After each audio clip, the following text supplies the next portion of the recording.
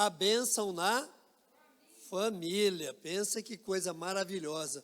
Para você que está aqui conosco, para você que está aí em casa também nos assistindo, no conforto do teu lar, né? Então, hoje, eu quero falar exatamente sobre esse tema com você. Mas antes, quero que você coloque tua mão no teu coração.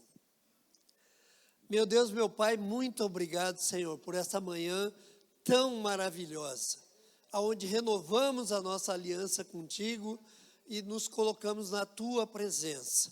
E eu, Senhor, e a minha casa te serviremos. Glorificamos o teu santo e bendito nome. Vem esta manhã, fala conosco, mexe e move com a nossa estrutura, para que o teu nome seja exaltado e para que cada um de nós, Senhor, sejamos aqueles que o Pai procura ao longo de toda a história da humanidade. Homens e mulheres adoradores em espírito e verdade. Abençoa aquele que está aqui na tua casa agora, assim também abençoa essa família que está reunida em casa neste momento, em nome do Senhor Jesus. Amém, queridos. Graças a Deus, mega salva de palmas ao Senhor. Que bom, né? Podem sentar-se. Nós estamos voltando para o presencial, mas a nossa volta pelo presencial está meio tímida, parece que a gente perdeu a prática, né? Como diz assim, se é aquele abraço gostoso, aquele beijinho e tal, parece que fica tudo meio formal, assim, né? Meio sem sal, né? Pensa, está faltando o tempero da vida, né?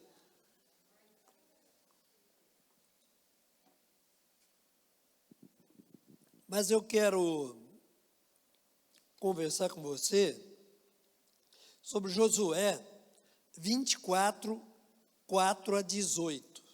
Gostaria que colocasse no telão. Josué, capítulo 24, 14 a 18.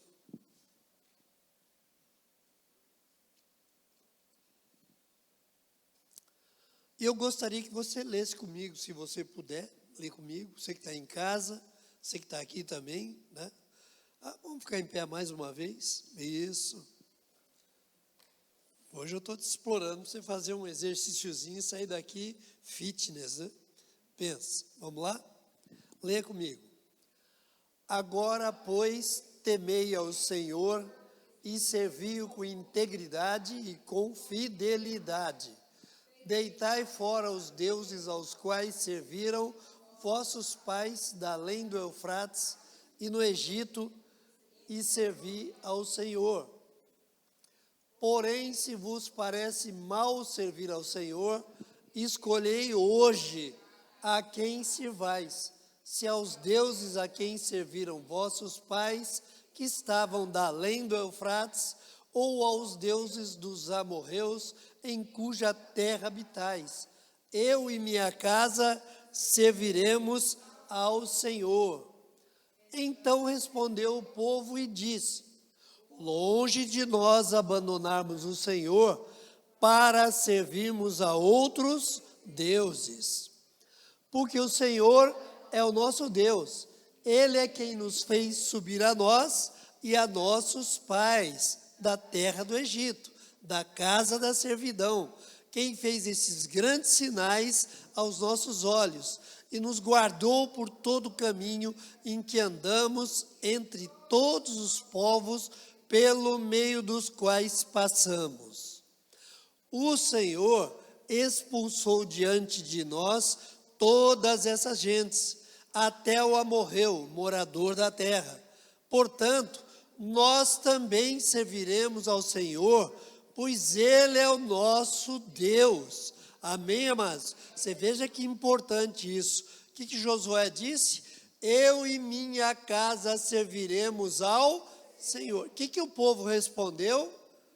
Nós também serviremos ao Senhor, pois Ele é o nosso Deus. Repete comigo.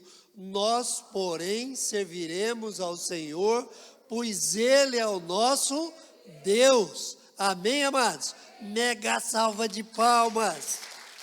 Olha só que coisa linda essa palavra. Coloca no versículo 1, lá no 24, 14. Isso. Aqui diz o seguinte, olha, temei ao Senhor, serviu com integridade e com fidelidade. Temei ao Senhor, serviu com integridade e fidelidade. Amém, queridos? Podem sentar-se.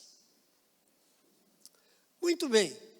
Essa história fala da história do povo de Deus, um povo que Deus escolheu em meio ao mundo meio maluco, perverso, né?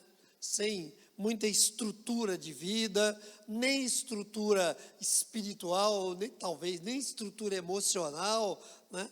Pensa. E aí Deus separou uma geração inteira e começando daquele povo ali, quando Terá, pai de Abraão, saiu lá de Ur dos Caldeus, né? E veio cair aqui em Canaã. E Abraão chegou até ali. E Abraão foi o homem que Deus usou quando disse para ele: sai da tua casa, da tua parentela e vai para a terra que eu vou te mostrar. E exatamente isso. Aí nós vemos duas coisas interessantes: um homem e a sua família. E na realidade é parecido com isso. Talvez a gente não seja exatamente como a família de Abraão, mas a gente vem de uma família. Eu também vim de uma família, não é verdade? E talvez eu também tenha tido que fazer essa escolha, que é sair da minha família para construir uma nova história, né? O problema não era minha família, talvez minha família não fosse ruim, talvez a tua não fosse ruim. Tem famílias boas, tem famílias mais ou menos, e tem famílias completamente disfuncionais. Essa é a verdade. Muitos filhos saem da casa dos pais porque o ambiente ali é um ambiente ácido, é um ambiente negativo. E eles saem da casa dos pais, vão para um relacionamento, procurar construir uma família diferente daquela que eles viveram. Mas eles não conseguem. Por quê?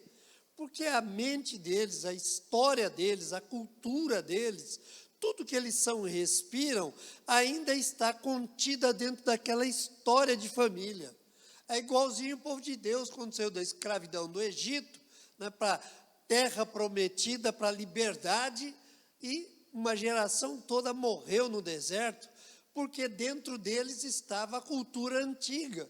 Eles não conseguiram tirar de dentro deles aquele tempo da escravidão, o tempo da dependência e da codependência com as coisas que eles tinham lá no Egito. Não é muito diferente da gente. A gente sai do mundo, vem para a igreja, a gente converte, a gente entrega a vida a Jesus, mas a gente está constantemente numa grande batalha espiritual entre aquilo que está na nossa mente, aquilo que é a nossa cultura lá no mundo e aquilo que estamos aprendendo com Deus. Por isso que é tão importante o renovo da aliança com Deus, porque uma aliança precisa ser renovada constantemente, assim como num relacionamento entre um homem e uma mulher, que formam uma base familiar com os seus filhos, ela precisa ser renovada constantemente. O tempo inteiro, eles têm que lembrar o propósito para o qual foram unidos. Qual é o problema da família, do homem e da mulher, no casamento?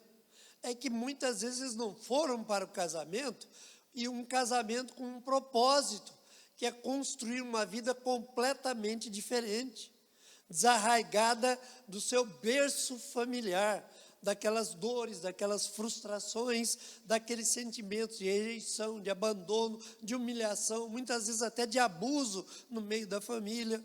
E as pessoas não conseguem sair daquela bolha, daquela redoma que se criou em volta deles.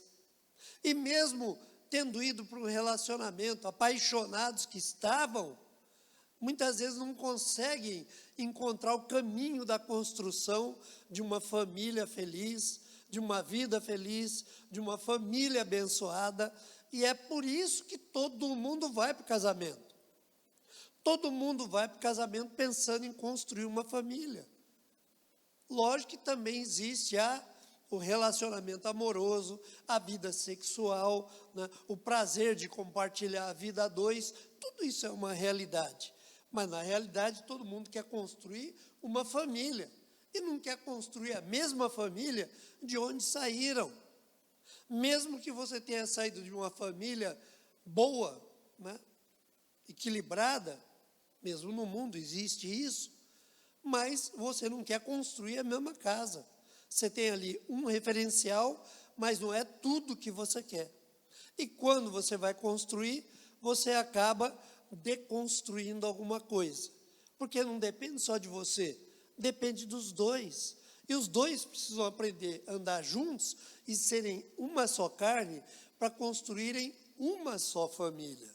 E os problemas relacionais começam quando os dois, cada um começa a querer construir a sua própria família dentro daqueles valores e daquela história que eles trouxeram de família.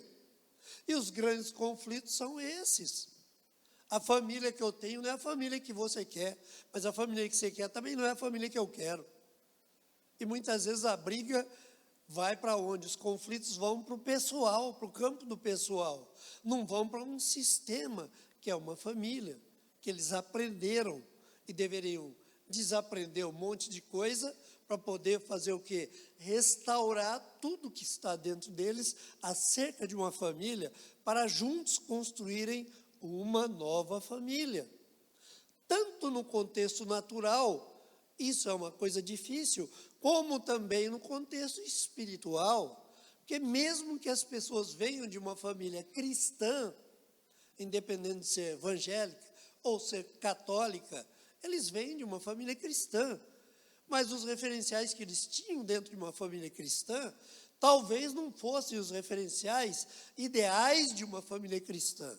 Entre o homem tivesse prazer na comunhão com o seu Deus, buscasse o seu Deus, orasse, tivesse uma vida de meditação na palavra de Deus, nas questões naturais do homem, frente aos princípios de Deus que deveriam reger uma família de Deus. E os conflitos continuam por aí. Por quê? Porque as pessoas não conseguem sair de si mesmas. Esse é o grande desafio. E a gente vê aqui Josué, que foi um homem que andou na sua integridade, na sua fidelidade diante de Deus. E Josué foi um referencial de homem na sua casa. Assim como a sua esposa, a Bíblia não relata, mas deve ter sido um referencial de mulher também na sua casa. Cada um deles tinha papéis distintos, papéis de homem e de mulher, mas em harmonia, andando juntos, íntegros e em fidelidade a Deus, em cima dos princípios de Deus. Por isso que Josué pôde dizer: eu e minha casa serviremos ao Senhor. Qual foi a resposta daquele povo? Nós também serviremos ao Senhor. Por quê? Porque eles viram em Josué um homem que se manteve fiel ao seu Deus. Ele e a sua casa. E aí, isso trouxe segurança para eles, como um modelo desejável. Amém, amados? Querendo ou não, desculpe.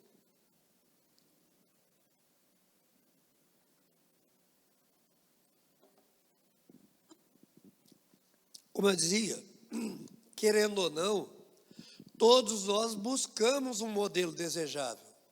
Só que nós entramos sempre num paradoxo, que é o modelo que nós estamos vendo e desejamos, e o modelo que está dentro de nós. E a gente não consegue sair dele. Por isso, esse foi o desafio de Abraão. Sai da tua casa, sai da tua parentela e vai para a terra que eu estou te mandando. E Deus tirou Abraão daquele lugar que para ele talvez fosse de conforto, talvez não tivesse nada errado naquela família, mas ali Abraão jamais poderia levantar uma família segundo o coração de Deus. E a gente vê muitos filhos e muitos casais que estão querendo levantar uma família segundo o coração de Deus, mas no momento da crise, no momento dos problemas da vida, das pressões da vida, das circunstâncias da vida, eles voltam para a família de origem. E aí começam os conflitos no casamento novamente. Coisa que eles já haviam vencido, de novo volta a falar alto na vida deles.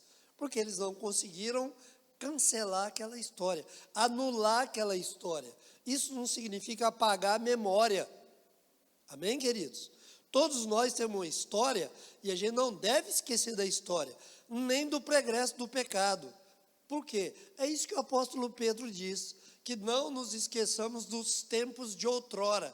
Por quê? Porque senão nós vamos achar que a gente está tão santo que a gente merece a salvação e os outros que estão chegando agora são tudo complicado e não merecem nada. E não é uma questão de mérito, é uma questão de graça, é uma questão de amor de Deus. E esse referencial nós precisamos, porque ele é um referencial. Tem pessoas, amados, que não amam porque não conhecem o amor. Quem viveu num lar sem afeto, sem carinho, um lar sem afetividade, sem cumplicidade, sem valores reais de vida, que amor vai conhecer? Não vai, só conhece trocas e trocas e trocas. E aí todo relacionamento a partir daí passa a ser um relacionamento de trocas.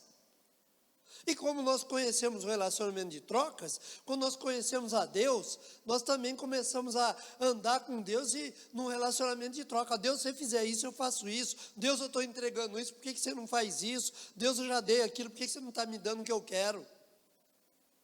E a gente vira cobradores de Deus, em vez de servos de Deus, famílias de Deus, filhos de Deus, dispenseiros de Deus, porque o mundo precisa ver isso.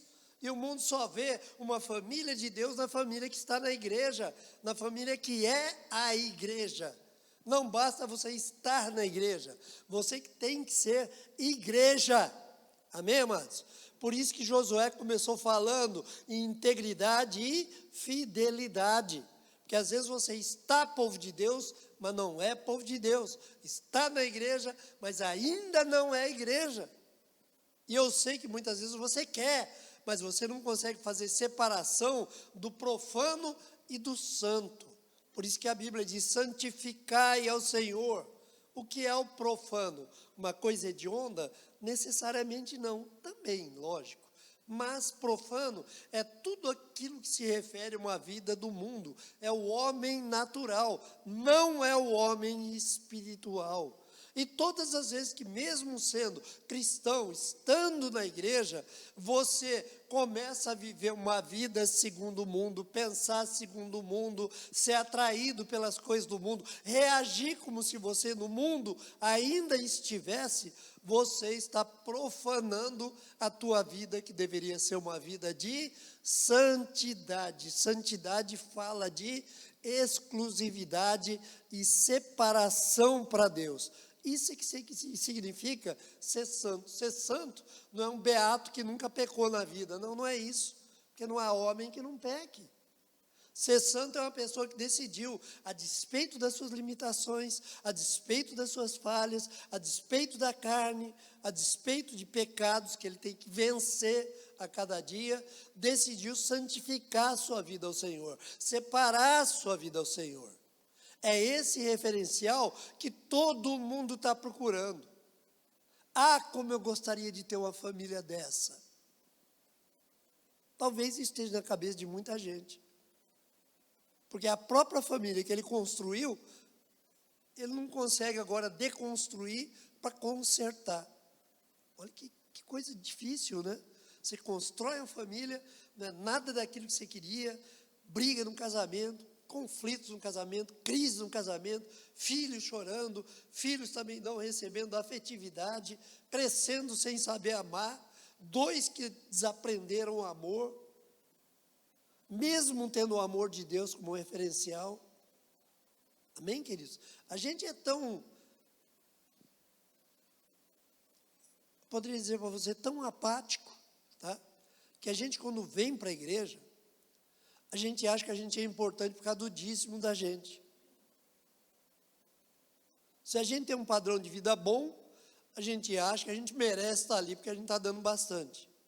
Se a gente tem um padrão de vida pequenininho, a gente fica pensando assim: não, aquela igreja só olha para quem tem dinheiro. Então a nossa relação é sempre com dinheiro, é sempre uma troca, nunca é uma doação, nunca é uma entrega, meu irmão.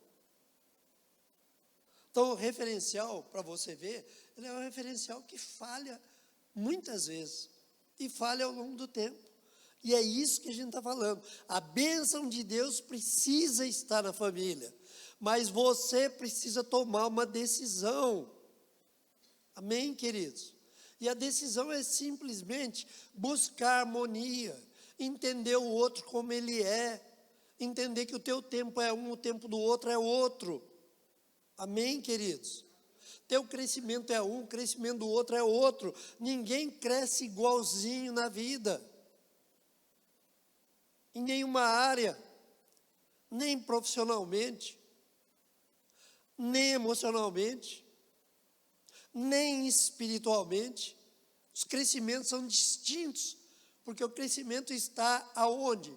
Na busca de cada um romper seus limites. E esse ano a gente fala muito de romper limites, em meio à pandemia, coronavírus. Não, como é que eu vou romper meus limites? Eu estou achatado aqui. Não, é a curva que está achatando, você está crescendo. Amém, queridos? É tempo de romper limites em casa, romper limites na família, romper limites na tua maneira de pensar. Por isso que Deus fala, eu é que sei que pensamentos tenho acerca de vós. Por quê? Porque pelo nosso pensamento a gente é uma coisa, a gente constrói uma autoimagem, né? A gente constrói, né, uma estrutura que muitas vezes a gente não tem, a gente não é, uma autoestima, e a gente não é nada disso. Às vezes a gente acha que a gente é mais que todo mundo, e a gente não é, a gente é tão igual quanto qualquer um. A gente apenas está tentando nadar, pisando em cima da humanidade e achar que a gente está em cima de todo mundo. Mas não é assim que se cresce. Ninguém cresce por fora. Ninguém cresce pelo que tem, pelas suas conquistas. A gente cresce pelo que a gente é. Quem cresce só pelas suas conquistas, não sabe quem é. Quem sabe quem é, pode crescer e ter todas as conquistas na vida. Isso não vai mudar o seu status quo, não vai mudar o seu interior, a pessoa que ele é. Amém, queridos?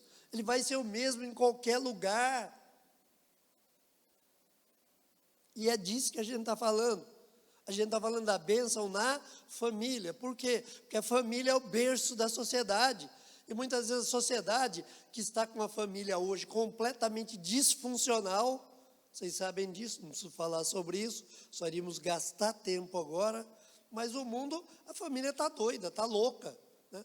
Parece aquela, como é que chama lá, a gripe da vaca louca, atingiu a família, aí a família ficou louca também, né? Coisa doida isso aí, mas pensa, e a sociedade procura uma família, como é que ela vai procurar uma família se ela não tem referencial? E se o referencial da família de Deus para eles é uma família que eles não querem, que é uma família piegas, que é uma família cabeção, que é uma família que não tem o referencial que eles também estão procurando. E muitas vezes eles nem sabem o que procurar. E hoje eu estou pregando para homens e mulheres que estão aqui e estão aí em casa também, que sabem o que querem, ou deveriam saber o que querem, para si, para o casamento, para os seus filhos. Que a grande célula da humanidade se chama família. Ela é a célula principal. Tudo começou na união de um homem e de uma mulher. É isso que a gente precisa entender. Então, esses papéis que o homem e a mulher fazem são muito importantes, tanto na conjugalidade, como na vida profissional, como na vida cotidiana, nas interatividades da vida, nos relacionamentos da vida. E é isso que muitas vezes a gente não vê. E na vida espiritual, a gente não vê uma família que ora, a gente não vê uma família que faz a sua devocional, a gente não vê uma família que tem sede e fome da presença de Deus. É isso que precisa ser resgatado. Então a gente viu ali também em Atos, né? Deixa eu dar uma olhadinha que eu anotei, Atos 16, né? 30 a 34, até não vou ler com vocês agora por causa do tempo, Mas é a história daquele homem que era um carcereiro. Estava ali fazendo a sua tarefa, cuidando de prisioneiros. Paulo e Silas tinham sido injustamente lançados na prisão. E quando eles estavam na prisão, eles estavam lá murmurando o tempo inteiro, estavam reclamando da vida. Aí, estou aqui preso injusto, olha o que fizeram, onde já se viu um negócio desse? Cadê a justiça nesse país, nessa nação? Não, Paulo e Silas não fizeram nada disso. Mesmo na prisão, mesmo injustamente, mesmo tendo sido feridos, machucados, que foram açoitados, tudo que tem direito, estavam ali naquela cadeia, injustamente, mas estavam ali, louvavam ao Senhor e batiam palmas ao Senhor. E a igreja que estava lá fora, estava orando por eles, porque eles estavam numa condição de injustiça. E eles sabiam disso. E a Bíblia diz que um terremoto abriu as portas da prisão. E aquele carcereiro que tinha o dever de guardar aqueles prisioneiros, com a própria vida, que era assim que funcionava antigamente, né? Se um militar falhasse na sua missão, ele pagaria com a própria vida. Então ele sabia que ele ia ser condenado à morte. Abriu a porta da prisão, todo mundo fugiu. E ele tomou a decisão de se suicidar. E nós estamos numa geração hoje que o suicídio não é uma coisa distante da gente, nem da cidade da gente, nem do país da gente. Pensa, no Japão tem uma floresta linda, perto do Monte Fujiyama lá, que é uma floresta amaldiçoada. Pessoas vão para lá se suicidar naquela floresta. Já é uma tradição de suicídio. Olha que interessante, coisa maluca. E se suicidam centenas de pessoas por ano ali naquela floresta. E a floresta passou a ser conhecida como uma floresta maldita. Na verdade, a floresta é a floresta. A maldição traz aqueles que saem da presença de Deus, aqueles que não buscam a Deus, aqueles que não conhecem a Deus, aqueles que servem outros deuses. Quando o espírito de morte ronda a tua vida, quando o espírito de desistência ronda a tua vida e a tua casa, o que você acha que está acontecendo? Não são os deuses dos amorreus? Olha lá, ó, os deuses aos quais serviram vossos pais além, porque o Egito era idolatria. Aí eles chegam na terra prometida, eram povos idólatras, cercados de idolatria o tempo inteiro. A gente continua nos dias de hoje, cercado de idolatria o dia inteiro. E às vezes a idolatria está no trabalho, está no serviço, está na autoimagem, está nas projeções que a gente faz, e a gente acha que tem que botar santo de pau, de pedra, de metal, de gesso, para ser idólatra. Não, meu irmão, idolatria é aquilo que te tira da presença do seu Deus. E tira você, e tira a tua casa, e tira a tua família, e tira os seus filhos. E os seus filhos que poderiam crescer, sendo santificados, abençoados, tendo uma vida saudável ao longo da sua história, vão ser de novo filhos que passam pelo mundo, vão para as drogas, vão para uma vida sexual sem limites, só conhecem, né, o dom da troca, mas não conhecem o dom do amor. Por isso que Josué falou, não, eu e minha casa serviremos ao Senhor. Hoje, vocês precisam fazer uma escolha. E aí a resposta daquele povo, que foi no último versículo, acho que 28, eles disseram assim, não, nós também serviremos ao Senhor. Amém, amados? Então o mundo precisa de um referencial. A tua casa precisa de um referencial de mulher e um referencial de homem. Ali é o ambiente onde seus filhos gestados serão criados o tempo inteiro. Imagine uma mãe que cria seus filhos falando mal do pai e dos filhos o tempo inteiro. Imagine um filho que quando o pai chega em casa, só vê o pai entrar em conflito e crise com a mãe, discutir, brigar e gritar o tempo inteiro. Essa não é a casa que serve ao Senhor. Essa é uma casa que precisa aprender a servir a Deus. E eu não digo para você que numa casa de Deus não possa ter pequenos momentos de conflito ou de crise entre um e outro. Minha casa não é perfeita. Eu não sou perfeito. Minha esposa não é perfeita. E nós temos 50 anos de casamento. A gente não dá umas rosnadinhas? Até hoje a gente dá umas rosnadinhas. Mas a gente não passa das rosnadas, meu irmão. O nosso conflito não passa para a hora seguinte, para o dia seguinte, para a semana seguinte, para o mês seguinte. Por quê? Porque nós aprendemos o que é amor em Deus. E nós sabemos que o amor é maior.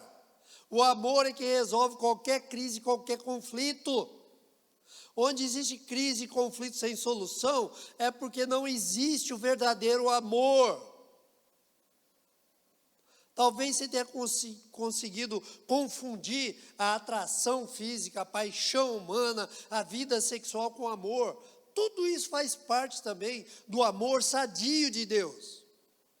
Mas não é isso que determina a presença do amor. Senão o mundo estaria salvo. Não faltaria amor em casa nenhuma. Agora, na nossa casa, o amor precisa estar presente. E amor presente significa perdão constante. Porque todo homem peca. Nós erramos. Amém, queridos? A gente é ácido, porque a vida é ácida, o mundo é ácido, e nós não entendemos a fonte que nós temos em Deus. Porque Ele é fonte de vida, e fonte de vida eterna. São duas vidas que nós vivemos, uma aqui e uma na eternidade. E onde é que você vai passar a tua eternidade? E que vida você quer viver aqui? Daqui uns dias, você vai estar com 70, 80, 90 anos, se chegar lá, e vai ser infeliz, triste, abatido, amargurado, só vai lembrar dores, feridas e machucaduras. Não é para isso que Deus te elegeu. Não é para isso que Deus te colocou nesse mundo. Deus te colocou nesse mundo para ser uma família completa. Amém, amados? Por isso que é tão importante a ceia do Senhor, porque é o momento onde nós vamos fazer o renovo da nossa aliança com Deus. Aí a gente renova a aliança e continua vivendo a velha vida. Não foi para isso que Deus tirou Abraão de lá de onde tirou. Tirou Abraão para viver uma nova vida. Não foi para isso que Deus tirou Josué de onde tirou. Tirou Josué porque Josué estava acampado o tempo inteiro nas portas da tenda de Moisés. Por quê? Ele queria ver Moisés, ele precisava de um referencial de homem, de masculinidade, de pai, de líder. E a Bíblia diz que Moisés, Josué, aliás, foi íntegro o tempo inteiro. Porque ele viu isso em Moisés, sabia que Moisés não era perfeito. Mas mesmo na imperfeição, ele viu qualidades em Moisés. Nosso problema é que nós só vemos defeito nas pessoas. A gente é muito bom para valorizar quem está fora de casa, elogiar quem está fora de casa. Mas quem está dentro de casa com a gente esquece de valorizar, elogiar, a gente esquece. Então não permita que isso aconteça na tua vida, não permita que isso aconteça na tua casa. Começa a mudar hoje. Se hoje é dia de ceia, é dia de comunhão, é dia de renovação de aliança, não renove a tua aliança com Deus, sem que a tua aliança com o teu cônjuge, com a tua casa, com a tua família sejam renovadas. Deus não quer alguém servindo a Deus, Ele quer uma família servindo a Deus. Amém, queridos? Quantos podem dar uma salva de palmas ao Senhor? Talvez você seja solteiro, talvez você esteja sozinho já por uma circunstância qualquer da vida. Mas talvez sozinho você já tenha uma família que foi deconstruída. Tem filhos por aí, tem netos por aí, talvez tenha até bisnetos por aí. Mas e daí? O que você vai fazer com isso? Você continua sendo um referencial. Porque você está vivo, e você foi o gerador de tudo. Enquanto eu estiver vivo, Eu vou ser o gerador de tudo e o referencial da minha casa, não adianta, não tem como fugir a isso. Alguém vai ser o patriarca, alguém vai ser a matriarca. Para quê? Só para mandar? Não, meus irmãos, para ser um referencial de sabedoria, de graça, de humildade, de comunhão com Deus, de amor de Deus, de provisão, de provimento, de suprimento em todas as áreas. Afinal de contas, o que é que nós somos em Deus? Por que isso não pode mudar na nossa vida e na nossa história? Pode sim, Senhor. Eu e minha casa serviremos ao Senhor.